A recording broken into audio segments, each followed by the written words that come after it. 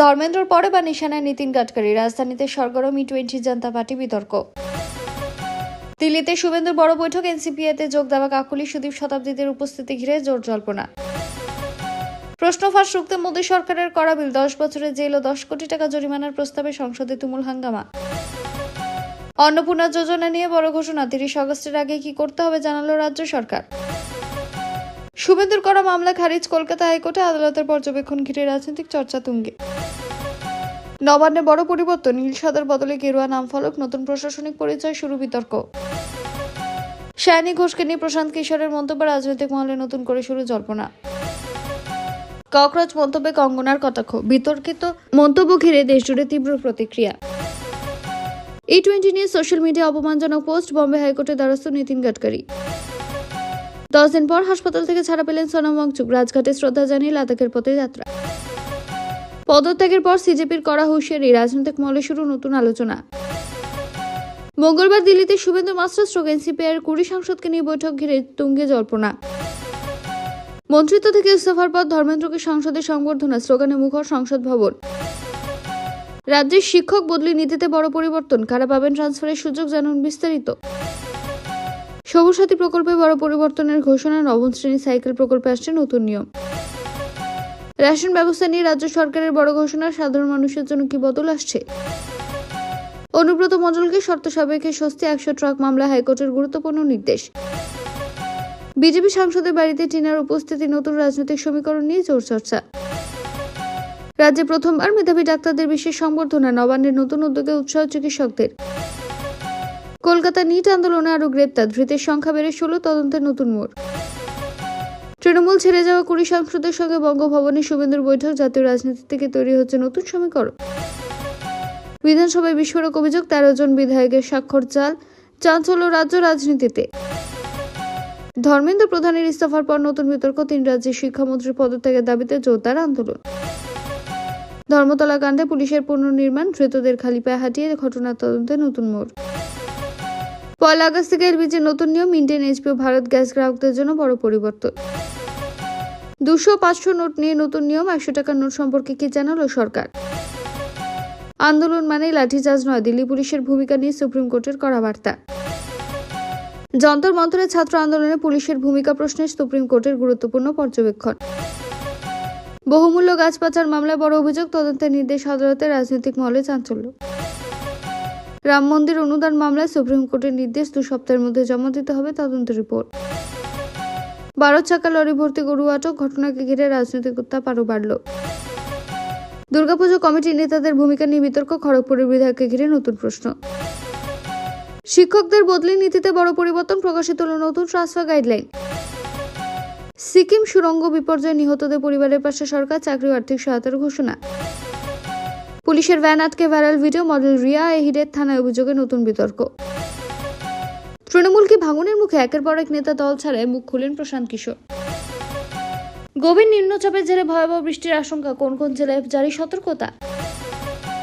আন্দোলনকারীদের বিরুদ্ধে এফআইআর খারিজের পথে, দিল্লি পুলিশের আনুষ্ঠানিক সিদ্ধান্তের অপেক্ষা। এবার আসছে বিস্তারিত খবরে।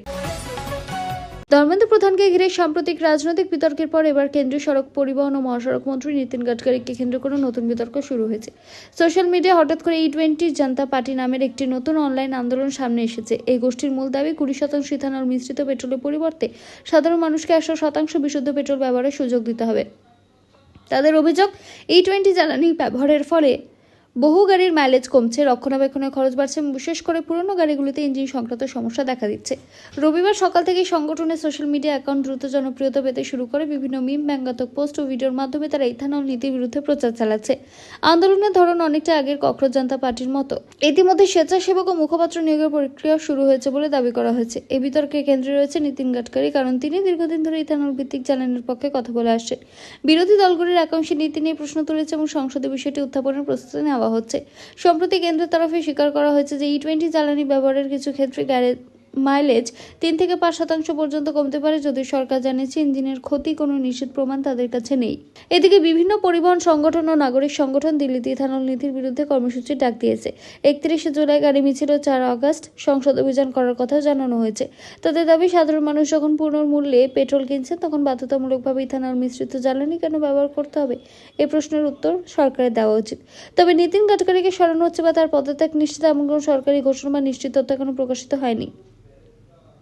বর্তমানে এটি মূলত একটি চলমান রাজনৈতিক বিতর্ক এবং সোশ্যাল মিডিয়া নির্ভর আন্দোলন, যার ভবিষ্যৎ কী হবে তা এখনও স্পষ্ট নয়। কেন্দ্র সরকার পাবলিক এক্সামিনেশনস অর্থাৎ prevention of unfair means amendment bill 2026 লোকসভায় পেশ করেছে। সাম্প্রতিক নিট সহ একাধিক পরীক্ষার প্রশ্ন ফাঁস ও দুর্নীতির অভিযোগের পর পরীক্ষা ব্যবস্থাকে আরও নিরাপদ ও স্বচ্ছ করার লক্ষ্যে এই সংশোধনী বিল। বিলে প্রশ্ন ফাঁস চক্র, সংঘবদ্ধ জালিয়াতি ও পরীক্ষার মাধ্যমে কারচুপির বিরুদ্ধে আগের তুলনায় অনেক কঠোর শাস্তির প্রস্তাব রাখা হয়েছে। প্রস্তাবিত বিলে বলা হয়েছে, প্রশ্ন ফাঁস বা সংঘবদ্ধ পরীক্ষা জালিয়াতির সঙ্গে জড়িত ব্যক্তিদের সর্বোচ্চ 10 বছরের কারাদণ্ড, সর্বোচ্চ 10 কোটি টাকা জরিমানা হতে পারে। পাশাপাশি ন্যূনতম সাজারও কঠোর করা, নির্দিষ্ট সময়সীমার মধ্যে তদন্ত শেষ করা, বিশেষ তদন্তকারী টাস্ক ফোর্স গঠন এবং দ্রুত বিচার নিশ্চিত করতে ফাস্ট ট্র্যাক আদালত তৈরির ব্যবস্থা রাখা হয়েছে। ডিজিটাল পদ্ধতিতে প্রশ্নপত্র ফাঁস, এআই ব্যবহার করে প্রতারণা এবং পরীক্ষা পরিচালনকারী সংস্থা বা প্রতিষ্ঠানের দায়বদ্ধতার বিষয় বিলে অন্তর্ভুক্ত করা হয়েছে। তবে বিলটি লোকসভা উপস্থাপনের সময় সংসদে তীব্র হাঙ্গামা হয়। বিরোধী দলগুলি ছাত্র আন্দোলন, প্রশ্ন ফাঁস ও পুলিশি পদক্ষেপ নিয়ে সরকারের জবাব দাবি করে বিক্ষোভ দেখায়। বারবার স্লোগান, ওয়াকআউট ও হট্টগোলের কারণে বিলের পূর্ণাঙ্গ আলোচনা ব্যাহত হয় এবং অধিবেশন একাধিকবার মুলতবি করতে হয়। সরকার বিরোধীদের আলোচনায় অংশ নেওয়ার আহ্বান জানালেও পরিস্থিতি স্বাভাবিক হয়নি। কেন্দ্রের দাবি, আইন কার্যকর হলে প্রশ্ন ফাঁস চক্রের বিরুদ্ধে কঠোর ব্যবস্থা নেওয়া সহজ হবে এবং সরকারি নিয়োগ ও প্রবেশিকা পরীক্ষার বিশ্বাসযোগ্যতা বাড়বে। অন্যদিকে বিরোধী দলগুলির বক্তব্য, শুধু কঠোর আইন নয়, পরীক্ষা পরিচালনাকারী সংস্থার জবাবদিহি, প্রশাসনিক সংস্কার এবং ছাত্রদের আস্থা ফিরিয়ে আনার দিকে সমান গুরুত্ব দিতে হবে। বিলটি এখনো সংসদীয় প্রক্রিয়ার মধ্যে রয়েছে এবং পরবর্তী আলোচনার পরই ভবিষ্যৎ নির্ধারিত হবে। অন্নপূর্ণা যোজনা নিয়ে উপভোক্তাদের উদ্বেগের মধ্যে মুখ্যমন্ত্রী বড় ঘোষণা করেছেন। তিনি জানিয়েছেন, যারা প্রকল্পের সমস্ত যোগ্যতার শর্ত পূরণ করেছেন কিন্তু এখনো টাকা পাননি, তাদের চিন্তার কোনো কারণ নেই। 30 আগস্টের মধ্যে ভেরিফিকেশন প্রক্রিয়া সম্পূর্ণ করে সমস্ত প্রকৃত যোগ্য উপভোক্তার নাম তালিকাভুক্ত করা হবে এবং তারপর তাদের অ্যাকাউন্টে প্রকল্পের টাকা পাঠানো হবে। মুখ্যমন্ত্রী জানান, অনেক জায়গায় ভেরিফিকেশন অসম্পূর্ণ থাকায় কিছু প্রকৃত উপভোক্তার নাম এখনো তালিকায় ওঠেনি, আবার কোথাও কোথাও অযোগ্য ব্যক্তির নামও ঢুকে পড়েছে বলে অভিযোগ। সেই কারণে প্রশাসন বাড়ি বাড়ি গিয়ে নথি যাচাই করছে। সরকারের দাবি, যাচাইয়ের উদ্দেশ্য হলো প্রকৃত প্রাপকদের সুবিধা নিশ্চিত করা এবং ভুল নাম বাদ দেওয়া। এছাড়া তিনি বিধায়ক ও জনপ্রতিনিধিদের নির্দেশ দিয়েছেন শুধু প্রশাসনের উপর নির্ভর না করে নিজের এলাকায় সরেজমিনে নজর রাখতে। কোথাও যদি কোনো যোগ্য ব্যক্তি বাদ পড়ে থাকেন বা অযোগ্য কেউ তালিকায় ঢুকে থাকেন, তাহলে দ্রুত সংশোধনের ব্যবস্থা করতে হবে। এইতে প্রকল্পটি আরও স্বচ্ছভাবে বাস্তবায়ন করা সম্ভব হবে বলেই সরকারের আশা। সরকারের বক্তব্য, 30 আগস্ট পর্যন্ত ভেরিফিকেশন চলবে। এই সময়ের মধ্যে যাদের আবেদন ও নথি যাচাই সম্পূর্ণ হবে এবং তারা যোগ্য বলে প্রমাণিত হবেন, তাদের অন্নপূর্ণা যোজনার অর্থ দেওয়া হবে। তাই এখনও টাকা না পেয়ে থাকলে যোগ্য আবেদনকারীরা আতঙ্কিত না হয়ে ভেরিফিকেশন সম্পূর্ণ হওয়া পর্যন্ত অপেক্ষা করুন। রাজ্যের বহুল পরিচিত সবুজ সাথী প্রকল্প নিয়ে বড় পরিবর্তনের ঘোষণা। তার প্রকল্পটি পুরোপুরি বন্ধ হচ্ছে না। সরকারের সিদ্ধান্ত অনুযায়ী আগের মতো সব স্কুলে সরাসরি সাইকেল বিতরণ করা হবে না। পরিবর্তে নবম শ্রেণীর যোগ্য ছাত্রছাত্রীদের জন্য নতুন ব্যবস্থায় সাইকেল দেওয়া বা বিকল্প পদ্ধতিতে সুবিধা পৌঁছে দেওয়ার পরিকল্পনা নেওয়া হয়েছে। সরকারের দাবি, নতুন ব্যবস্থার মূল উদ্দেশ্য হল সাইকেল বিতরণের স্বচ্ছতা বাড়ানো, পরিবহন ও সংরক্ষণের সমস্যা কমানো এবং অনিয়ম রোধ করা। অতীতে সাইকেল বিতরণে নানা অভিযোগ, বিলম্ব ও দুর্নীতির অভিযোগ ওঠায় সেই অভিজ্ঞতার ভিত্তিতে পরিবর্তনের সিদ্ধান্ত। নতুন নিয়ম কার্যকর হলে স্কুলগুলিকে আগের মতো বিপুল সংখ্যক সাইকেল মজুত বা বিতরণের দায়িত্ব নিতে হবে না। সরকার জানিয়েছে, যোগ্য নবম শ্রেণীর পড়ুয়ারা যাতে সুবিধা থেকে বঞ্চিত না হন সেজন্য নতুন প্রক্রিয়ার মাধ্যমে প্রকল্প চালু থাকবে। অর্থাৎ সাইকেল প্রকল্পের সুবিধা বন্ধ হচ্ছে না, বদল হচ্ছে বাস্তবায়ন পদ্ধতিতে। যদি এই পরিবর্তন নিয়ে রাজনৈতিক মহলে বিতর্ক শুরু হয়েছে। বিরোধীদের অভিযোগ, বহু জনপ্রিয় প্রকল্পে একের পর এক পরিবর্তন আনা হচ্ছে। অন্যদিকে সরকারের বক্তব্য, এই পরিবর্তনের ফলে প্রকল্প আরও কার্যকর ও স্বচ্ছ হবে এবং প্রকৃত উপভোক্তারাই সুবিধা পাবেন। বর্তমানে নতুন বাস্তবায়ন পদ্ধতির বিস্তারিত নির্দেশিকা ধাপে ধাপে প্রকাশ করা হচ্ছে। তৃণমূল ছেড়ে নতুন রাজনৈতিক দল এনসিপিতে যোগ দেওয়া 20 জন সাংসদদের নিয়ে দিল্লির বঙ্গভবনে মুখ্যমন্ত্রী শুভেন্দু অধিকারীর বৈঠকে ঘিরে জাতীয় রাজনীতিতে নতুন জল্পনা। দল বদলের পরেই প্রথম একসঙ্গে বসতে চলেছেন শুভেন্দু ওই সাংসদরা। বৈঠকে ভবিষ্যৎ রাজনৈতিক কৌশল, সংসদের সমন্বয় এবং এনডিএ জোটের সঙ্গে পরবর্তী পদক্ষেপ নিয়ে আলোচনা হতে পারে বলে বিভিন্ন মহলে অনুমান করা হচ্ছে। প্রতিবেদন অনুযায়ী এনসিপি বর্তমানে এনডিএকে সমর্থন করছে। তবে লোকসভা স্পিকার এখনও দল বদলের আনুষ্ঠানিক স্বীকৃতি দেননি। তিনি এই পরিস্থিতিকে 20 সাংসদের সাংসদ পদ বহাল থাকবে কিনা, দলত্যাগ বিরোধী আইন কিভাবে প্রয়োগ হবে এবং ভবিষ্যতে তাদের রাজনৈতিক অবস্থান কি হবে, এসব বিষয়ে আলোচনায় উঠে আসতে পারে বলে মনে করা হচ্ছে। অন্যদিকে তৃণমূল কংগ্রেসের দল বদলের বিরুদ্ধে সরব হয়েছে। দলের পক্ষ থেকে স্পিকারের কাছে অনুরোধ জানানো হয়েছে, সাংসদের সদস্যপদ খারিজের দাবি করা হয়েছে। অভিষেক বন্দ্যোপাধ্যায় সহ তৃণমূলের প্রতিনিধিরা এই বিষয়ে স্পিকারের সঙ্গে সাক্ষাৎ করেছেন। তবে এখনো পর্যন্ত লোকসভার পক্ষ থেকে কোনো চূড়ান্ত সিদ্ধান্ত ঘোষণা করা হয়নি। রাজনৈতিক মহলের একাংশের ধারণায় বৈঠকে শুধু বর্তমান পরিস্থিতি নয়, ভবিষ্যতে এনসিপিআই ও বিজেপির মধ্যে আরও ঘনিষ্ঠ সমন্বয় বা অন্য কোনো রাজনৈতিক সমীকরণ নিয়ে আলোচনা হতে পারে। তবে এই ধরনের সম্ভাবনা নিয়ে এখনো কোনো সরকারি ঘোষণা বা নিশ্চিত তথ্য প্রকাশিত হয়নি। তাই বৈঠককে ঘিরে যে আলোচনা চলছে তার বড় অংশে রাজনৈতিক জল্পনা হিসেবে দেখা হচ্ছে। নদিয়া নাকাশিপাড়ায় সরকারি খাস জমি থেকে অবৈধভাবে মাটি কাটা এবং বহুমূল্য সেগুন মেহগনি গাছ পাচারের অভিযোগে একটি মামলায় বড় নির্দেশ দিয়েছে কৃষ্ণনগর মুখ্য বিচার বিভাগীয় ম্যাজিস্ট্রেট আদালত। আদালতের অভিযোগের ভিত্তিতে অভিষেক বন্দ্যোপাধ্যায়, শাহজাহান শেখ সহ মোট 11 জনের বিরুদ্ধে এফআইআর নথিভুক্ত করে তদন্তের নির্দেশ দেওয়া হয়েছে। মামলায় অভিযোগ করা হয়েছে, নাকাশিপাড়ার একটি সরকারি খাস জমি লিজের মেয়াদ শেষ হয়ে যাওয়ার পর সেই জমি থেকে বেআইনিভাবে বিপুল পরিমাণ মাটি কাটা হয় এবং হাজার হাজার মূল্যবান সেগুন ও মেহগনি গাছ কেটে পাচার করা হয়। অভিযোগকারীদের দাবি এতে সরকারের বড় আর্থিক ক্ষতি হচ্ছে এবং এই ঘটনায় একাধিক প্রভাবশালী ব্যক্তির ভূমিকা ছিল। আদালতে এখনো কাউকে দোষী ঘোষণা করা না হলেও আদালতের নির্দেশ অনুযায়ী নাকাশিপাড়া থানাকে আইন অনুযায়ী এফআইআর নথিভুক্ত করে পূর্ণাঙ্গ তদন্ত চালাতে হবে। তদন্তে প্রমাণ মিললে পরবর্তী আইনি ব্যবস্থা নেওয়া হবে।